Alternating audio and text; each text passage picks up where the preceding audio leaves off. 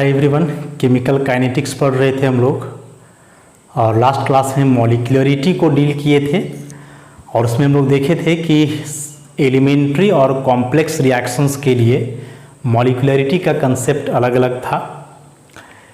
अभी हम लोग देखेंगे कि आखिर ये एलिमेंट्री और कॉम्प्लेक्स रिएक्शंस होते क्या हैं। तो यदि एलिमेंट्री रिएक्शन की हम लोग बात करें और फिर कॉम्प्लेक्स रिएक्शन, तो बताए कि एलिमेंट्री रिएक्शंस वैसे रिएक्शंस हैं जो एक ही स्टेप में होते हैं, ओनली वन स्टेप। इसमें हो जाएगा मोर देन वन स्टेप,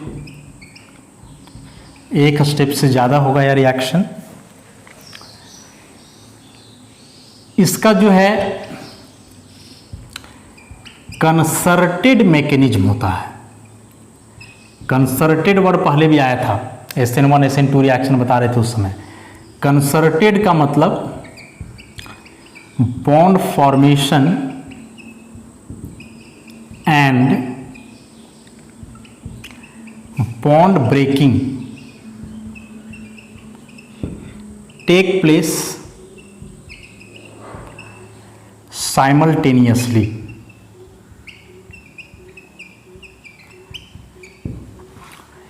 इसका जो है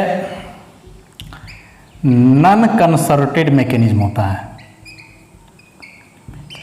non concerted mechanism, non concerted mechanism का मतलब क्या हुआ कि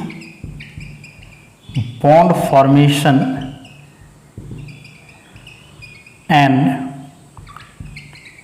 bond breaking take place separately. Concerted word का मतलब हुआ दोनों एक साथ, बॉन्ड का बनना और बॉन्ड का टूटना दोनों यदि एक साथ हो तो वैसे प्रोसेस को कंसर्टेड बोलते हैं, और यदि बॉन्ड का बनना और बॉन्ड का टूटना दोनों अलग अलग स्टेप्स में हो तो वैसे रिएक्शन को हम लोग बोलते हैं, या वैसे स्टेप या प्रोसेस को बोलते हैं नॉन कंसर्टेड। इसमें जो है जो रिएक्शन वन स्टेप में होता है उसमें केवल ट्रांजिशन स्टेट होता है, only transition state and no intermediate. इसमें केवल ट्रांजिशन स्टेट बनता है, कोई इंटरमीडिएट नहीं बनता है। इंटरमीडिएट के बारे में हम लोग पढ़े हैं सब बेसिक ऑर्गेनिक में।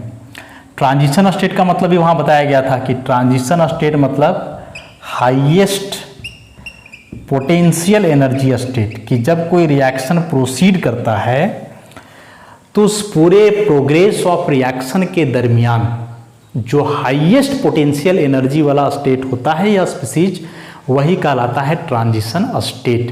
बताए थे ना कि जब कोई रिएक्शन प्रोसीड करता है तो रिएक्टेंट का एनर्जी यदि अभी यहाँ है तो पहले रिएक्टेंट का एनर्जी धीरे धीरे बढ़ता है, बढ़ करके एक मैक्सिमम वैल्यू तक जाएगा, उसके बाद उसका एनर्जी धीरे धीरे डिक्रीज करता है। तो जो मैक्सिमम एनर्जी वाला स्टेज है ना, उसी को हम लोग बोलते हैं ट्रांजिशन स्टेट, जो कि काफ़ी मोमेंटरली होता है। हाईएस्ट एनर्जी है तो लिस्ट स्टेबिलिटी होगा, बहुत कम स्टेबल होगा, इसलिए मोमेंटरी है। और इसमें जो है दोनों बनते हैं, ट्रांजिशन स्टेट भी बनते हैं, ट्रांजिशन स्टेट भी बनेंगे, प्लस इसमें इंटरमीडिएट्स भी बनेंगे। कैसे आगे तो हम लोग देखेंगे। अब किसी भी रिएक्शन में कितने इंटरमीडिएट्स बनेंगे और कितने ट्रांजिशन स्टेट बनेंगे, इसको हम लोग कैसे समझेंगे। तो याद रखोगे कि जो ट्रांजिशन स्टेट है इसका संख्या बराबर होता है नंबर ऑफ स्टेप्स का।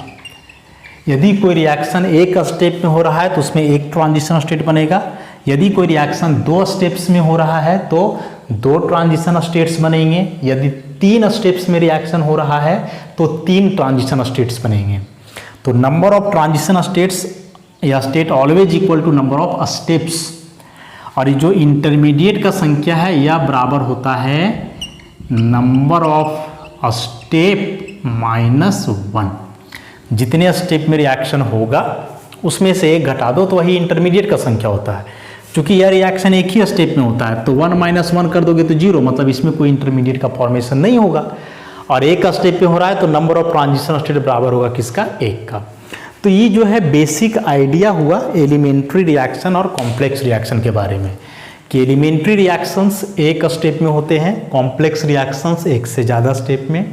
एलिमेंट्री रिएक्शन कंसर्टेड मैकेनिज्म को फॉलो करता है, मतलब इसमें नए बॉन्ड का बनना और पुराना बॉन्ड टूटना दोनों एक साथ होता है। जबकि इसमें जो है नन कंसर्टेड मैकेनिज्म होता है। नन कंसर्टेड मतलब इसमें बॉन्ड का, नए बॉन्ड का बनना और पुराना बॉन्ड का टूटना दोनों अलग अलग होता है। इसको एग्जाम्पल से समझ सकते हो। जैसे मान लो कि कोई व्यक्ति किसी के साथ रिलेशन में है, ठीक। अब वह किसी के साथ रिलेशन में है और उसी दरमियान वह किसी और से रिलेशन बना रहा है, एक्स्ट्रा अफेयर हो रहा है, उसका एक्स्ट्रा अफेयर चल रहा है। तो क्या होगा कि जब वो किसी दूसरे से रिलेशन बनाएगा, मतलब उसके साथ उसका बॉन्ड बन रहा है। अब चूंकि वह उसके साथ रिलेशन बना रहा है तो पहले वाले के साथ उसका रिलेशन कमजोर पड़ेगा। तो एक ही समय में वह दूसरे के साथ रिलेशन बना रहा है और पहले वाले के साथ रिलेशन खत्म कर रहा है, दोनों काम एक साथ हो रहा है। तो दिस इज कंसर्टेड। लेकिन ऐसे था कि एक के साथ रिलेशन में था, उसके साथ टोटली ब्रेकअप हो गया, तब जाकर के वो दूसरे के साथ जो है नया रिलेशन बनाया, अलग अलग हुआ। पहले बॉन्ड टूट गया, पहले ब्रेकअप हो गया, उसके बाद फिर पैचअप हुआ, जाकर के दूसरे के साथ रिलेशन बनाया। तो ये अलग अलग टाइम में हो रहा है, तो इसको हम लोग बोलेंगे नन कंसर्टेड। तो यही होता है कंसर्टेड और नन कंसर्टेड का मतलब। बाकी एग्जाम्पल अभी देखेंगे रिएक्शन का तो समझ में आएगा। और उसके बाद कि इसमें केवल ट्रांजिशन स्टेट बनता है, कोई इंटरमीडिएट नहीं। ट्रांजिशन स्टेट क्या है, तो हाईएस्ट पोटेंशियल एनर्जी का स्टेट, कि रिएक्शन के दरमियान वह केमिकल स्पीसीज जिसका पोटेंशियल एनर्जी मैक्सिमम हो। और ये ट्रांजिशन स्टेट के साथ साथ इसमें इंटरमीडिएट भी बनता है। कितना ट्रांजिशन स्टेट बनेगा, तो जितने स्टेप्स इन्वॉल्व होंगे, और इंटरमीडिएट कितना बनेगा, तो नंबर ऑफ स्टेप से एक कम। अब कुछ एग्जाम्पल्स हम लोग देखते हैं दोनों का, तो अच्छे से समझ में आएगा। हालांकि कुछ रिएक्शंस वैसे हैं जो सिंगल स्टेप में होते हैं, कुछ रिएक्शंस, लेकिन मैक्सिमम रिएक्शंस वैसे हैं जो कॉम्प्लेक्स हैं, जो एक से अधिक स्टेप में होते हैं। Most of the chemical reactions are complex reactions. और यदि कॉम्प्लेक्स रिएक्शन है तो फिर उसका मैकेनिज्म जानना जरूरी हो जाता है। कौन सा स्टेप स्लो है, कौन स्टेप फास्ट है, ये जानना जरूरी होता है। और इसमें से मैक्सिमम बातें जो है एक्सपेरिमेंटली पता की जाती हैं, और एक स्टेप का रिएक्शन है तो उसमें तो कोई प्रॉब्लम ही नहीं। तो जैसे एलिमेंट्री रिएक्शन का एक एग्जाम्पल हम ले कि H2 + I2 मिल करके बन रहा है 2HI, ठीक। यह एक एलिमेंट्री रिएक्शन है जो एक स्टेप में होता है। अब यदि इसका मैकेनिज्म लिखोगे तो कैसे लिखेंगे, तो H2 मॉलिक्यूल है, मतलब H के बीच बॉन्ड है। I2 का मॉलिक्यूल है, मतलब I के बीच बॉन्ड है। अब यहाँ क्या होता है कि एक साथ स्टार्ट होता है दोनों चीज़। इसका बॉन्ड टूटेगा और आयोडीन के साथ बनाना शुरू करेगा। उसी प्रकार से E वाला बॉन्ड टूटेगा और E हाइड्रोजन के साथ बनना शुरू होगा। ऐसे है ना, इसको ऐसे देखो समझ में आएगा। इस बॉन्ड में कितने इलेक्ट्रॉन्स हैं, 2। इसमें भी कितने हैं, 2। एक कोवेलेंट बॉन्ड में 2 इलेक्ट्रॉन्स होते हैं। तो हाइड्रोजन क्या करेगा कि अपना एक इलेक्ट्रॉन लेकर के आएगा आयोडीन की तरफ, और ये आयोडीन भी अपना एक इलेक्ट्रॉन देगा हाइड्रोजन की तरफ। उसी प्रकार से इधर कि आयोडीन अपना एक इलेक्ट्रॉन लेकर के जाएगा हाइड्रोजन की तरफ, तो हाइड्रोजन भी अपना एक इलेक्ट्रॉन देगा इधर बॉन्ड बनने के लिए। तो फिर इस केस में क्या होगा, H। तो यहाँ देखो दोनों काम एक साथ हो रहा है। यहाँ का बॉन्ड टूट रहा है और इधर बॉन्ड बन भी रहा है। तो धीरे धीरे यहाँ का बॉन्ड टूटेगा, ऐसा पार्शियल दिखाएंगे ऐसे। H का पार्शियल बॉन्ड हो गया, मतलब ये बॉन्ड धीरे धीरे टूट रहा है। और ठीक उसी समय आयोडीन के साथ नया बॉन्ड बन रहा है। तो इधर भी हम लोग ऐसे पार्शियल बॉन्ड दिखाएंगे आयोडीन, इधर भी पार्शियल बॉन्ड आयोडीन। और सेम टाइम में आयोडीन का भी बॉन्ड धीरे धीरे ब्रेक कर रहा है, तो यहाँ भी पार्शियल बॉन्ड आयोडीन ऐसे। तो ये जो ऐसे हम लोग पार्शियल बॉन्ड दिखाए, इसका मतलब समझ गए ना कि H का बॉन्ड टूट रहा है, I का बॉन्ड टूट रहा है, और ठीक उसी समय H और I के बीच बॉन्ड बनना स्टार्ट हो रहा है, शुरू हो रहा है एक साथ। बॉन्ड का टूटना और बॉन्ड का बनना दोनों यहाँ एट ए टाइम होगा, मतलब यह एक कंसर्टेड प्रोसेस है। तो इस तरह से यदि पार्शियल बॉन्ड दिखाया जाए ना, तो इसी को हम लोग बोलते हैं ट्रांजिशन स्टेट, याद रखोगे। इसी को हम लोग क्या बोलते हैं? Transition state. अब फिर फाइनली क्या होगा कि ये बॉन्ड पूरी तरह से टूट जाएगा, ये भी पूरी तरह से टूट जाएगा, और ये इधर बन जाएगा और ये इधर, मतलब ऐसा हो जाएगा HI प्लस HI, ऐसा। इस प्रकार से सिंगल स्टेप का रिएक्शन है, इसमें कुछ इन्वॉल्व नहीं हुआ है। अब यदि इसके एनर्जी प्रोफाइल की हम लोग बात करें, इधर मान लो एनर्जी है, पोटेंशियल एनर्जी, इधर प्रोग्रेस ऑफ रिएक्शन, POR माने प्रोग्रेस ऑफ रिएक्शन, मतलब रिएक्शन इधर आगे बढ़ेगा। तो इसके लिए जब बनाओगे एनर्जी प्रोफाइल तो कुछ इस तरह का एनर्जी आता है इसका, ऐसा।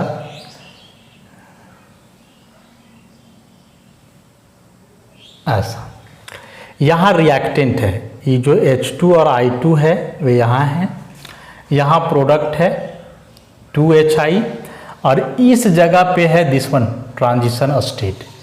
तो देखो यहाँ से बात करोगे तो रिएक्टेंट का एनर्जी अभी यहाँ है, फिर एनर्जी बढ़ते बढ़ते मैक्सिमम पहुँचा, वो ट्रांजिशन स्टेट हो गया, और फिर घट करके एक मिनिमम वैल्यू तक आया जो कि प्रोडक्ट हो गया। तो यहाँ देखोगे तो एनर्जी सबसे कम किसका हुआ? रिएक्टेंट का, इससे ज़्यादा है प्रोडक्ट का, और उससे भी ज़्यादा है ट्रांजिशन स्टेट का। तो जो मैक्सिमम एनर्जी वाला स्टेट हुआ, हाईएस्ट पोटेंशियल एनर्जी स्टेट, इसी को तो हम लोग बोलते हैं ट्रांजिशन स्टेट। अब यहाँ एक चीज़ और हम लोग देख रहे हैं कि रिएक्टेंट के तुलना में ज़्यादा है एनर्जी प्रोडक्ट का, ऐसा। रिएक्टेंट के तुलना में ज़्यादा एनर्जी है किसका? प्रोडक्ट का। तो जो हम लोग इंथैल्पी चेंज लिखते हैं रिएक्शन का, वो क्या लिखते हैं? प्रोडक्ट का माइनस रिएक्टेंट का। तो प्रोडक्ट का एनर्जी ज़्यादा है, रिएक्टेंट का एनर्जी कम है, यहाँ ऐसा ही ना है। प्रोडक्ट का इंथैल्पी ज़्यादा है किससे? रिएक्टेंट से। तो जब ये वाला वैल्यू ज़्यादा होगा, ये कम होगा, तो डेल्टा एच क्या चीज़ में आएगा? पॉजिटिव आएगा।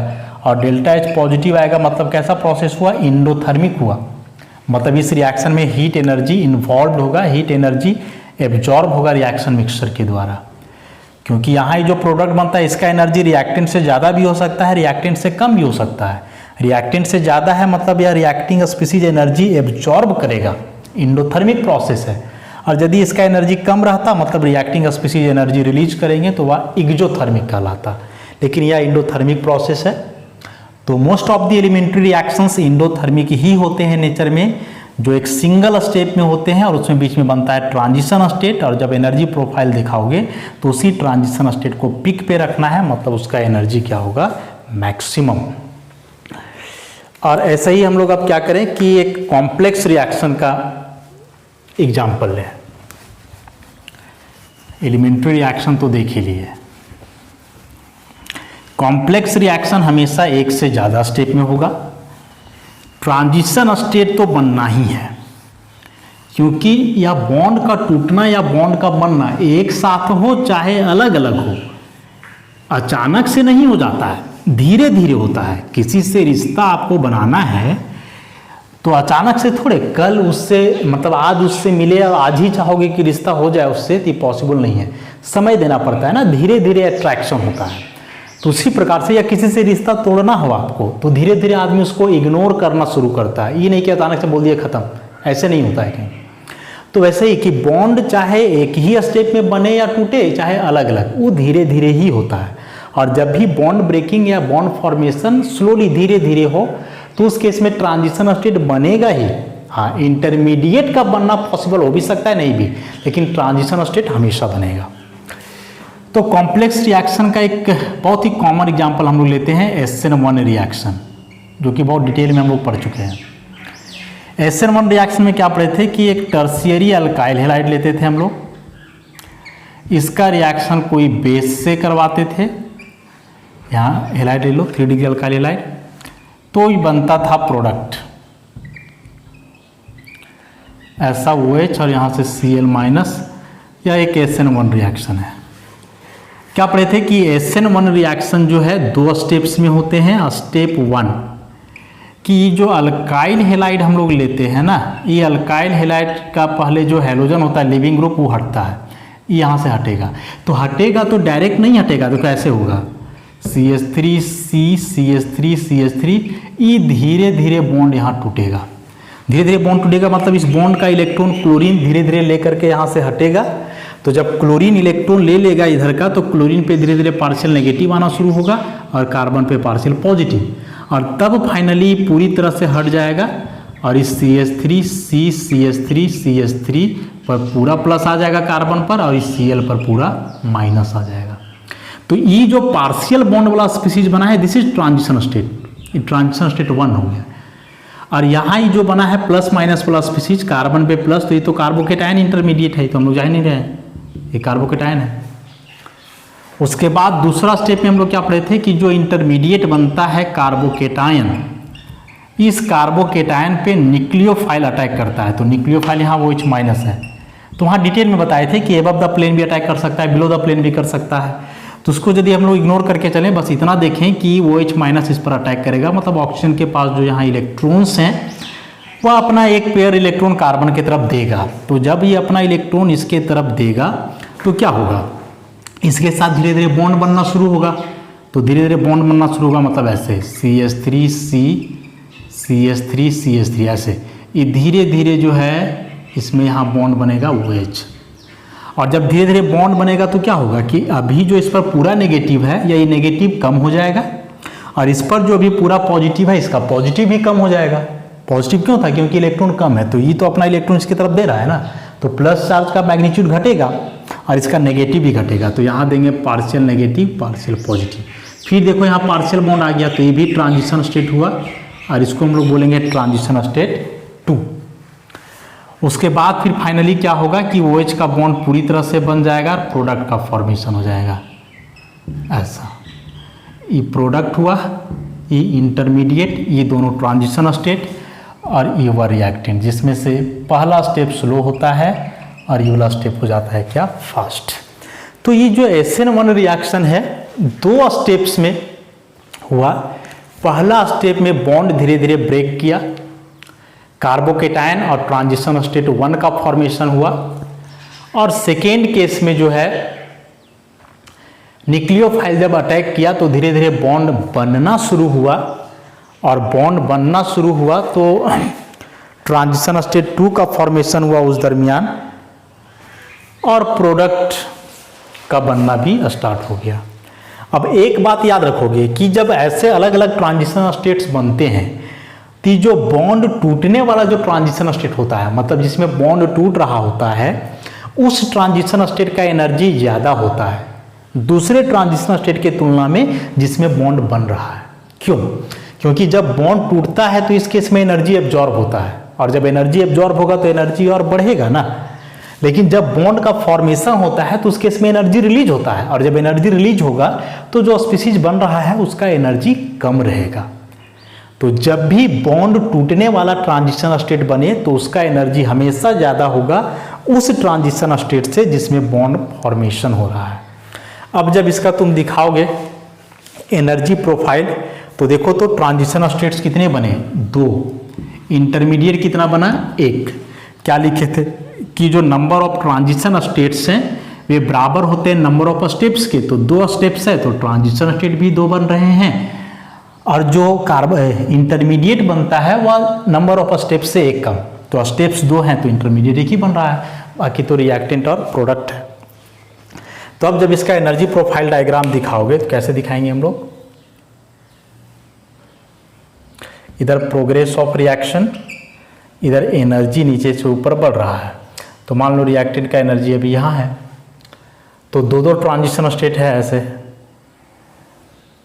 फिर यहाँ इंटरमीडिएट, फिर ऐसा यहाँ प्रोडक्ट। यहाँ रिएक्टेंट है, रिएक्टेंट मतलब ई वाला स्पीसीज होगा, ई रिएक्टेंट। यहाँ हुआ रिएक्टेंट, ई दोनों प्रोडक्ट हुआ, तो इस जगह पे हो जाएगा प्रोडक्ट। यहाँ जो मैक्सिमम एनर्जी है ये हो गया ट्रांजिशन स्टेट 1, ट्रांजिशन स्टेट 1 मतलब ई वाला, और ई जो है वो ट्रांजिशन स्टेट 2, और ई जो एनर्जी है नीचे जो हम्प्ड टाइप का बना हुआ है, यहाँ हो जाएगा इंटरमीडिएट कार्बोकेटायन, यहाँ इंटरमीडिएट। तो यही इसका एनर्जी प्रोफाइल हो गया। मतलब सबसे ज़्यादा एनर्जी होगा ट्रांजिशन स्टेट 1 का। ट्रांजिशन स्टेट 1 मतलब वैसा ट्रांजिशन स्टेट जिसमें बॉन्ड ब्रेक करता है। उसके बाद फिर एनर्जी हुआ ट्रांजिशन स्टेट 2 का, मतलब वह ट्रांजिशन स्टेट जिसमें बॉन्ड का फॉर्मेशन हो रहा है। इससे कम एनर्जी होता है फिर इंटरमीडिएट का, इससे कम हो जाएगा रिएक्टेंट का, और सबसे कम एनर्जी प्रोडक्ट का। अब यहाँ देख रहे हो, यहाँ जो है ऐसे यदि इसको देखोगे तो प्रोडक्ट का एनर्जी कम है, किससे? रिएक्टेंट से। तो जो इंथैल्पी चेंज हम लोग निकालते हैं, enthalpy of product minus enthalpy of reactant, तो प्रोडक्ट का इंथैल्पी तो कम है, मतलब ये रहेगा नेगेटिव क्वांटिटी और ये रहेगा पॉजिटिव क्वांटिटी। मतलब ये कम है और ये क्या है? ज़्यादा है। मतलब यदि ये 3 किलो जूल है तो ये 5 रहेगा, तो ओवरऑल वैल्यू क्या चीज़ में आएगा? नेगेटिव में आ जाएगा। और डेल्टा एच नेगेटिव आने का मतलब है कि प्रोसेस कैसा है? एक्सोथर्मिक है। समझ गए डिटेल से? एलिमेंट्री और कॉम्प्लेक्स रिएक्शंस सारा बात जो है नोट्स में मेंशन्ड है, उसको लाइन बाय लाइन यदि पढ़ोगे तो पढ़ करके समझने में और भी आसानी होगा। और एक बार यदि इस कंसेप्ट को समझ जाते हो, रिएक्शन मैकेनिज्म को, तो चीज़ें और भी आसान हो जाएंगी आगे।